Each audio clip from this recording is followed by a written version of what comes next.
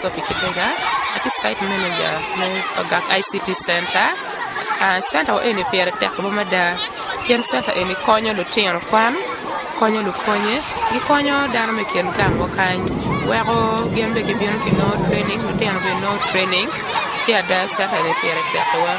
kibere wa mero gwa center eni ma be ada wa kir la tien ma food pinwala nyola tien nyuma food bene lo bambo mi ke binwala ko non kon I center eni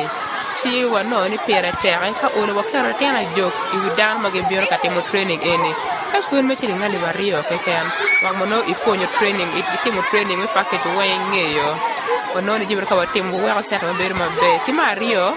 o wa ngat mo e ken mo o center ene kumiero kete wachie wa ngi anga mu biro ene ku biro ka timo ngo pere te konyo ma ka ngo wati ka lowo ken mono ngo center ene tika tikere premier be ken ki school kanya ti matron me James Club James Club anero ni pere te pien tika konyo lo tena nyar wadada Ciao kene no la ten nyawti gi gen wati chuar chunye era kene ro biro bere James Club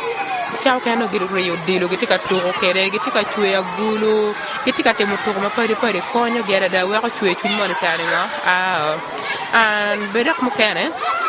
jo kene tilo tele gi kien an tan yer eni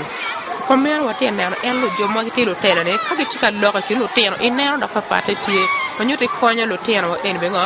med mine gi kero metela pian telo mire chako ma furitiri kade donde mete kere mere ngoma ngo klape timo ento kwany pa klape en beti board school hako ni nero dilo mano gen go rio mabe ki gwaye peno go chierne o wile wo dilo because gitiki deer metimo ne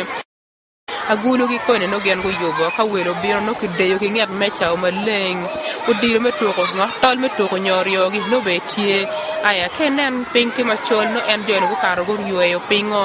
ku nene tang dar me school bala nyiera go karo go yubo go nene wang tangi ti maleng cha nene kony me James Club ti madera day school kan ana tamni afoyo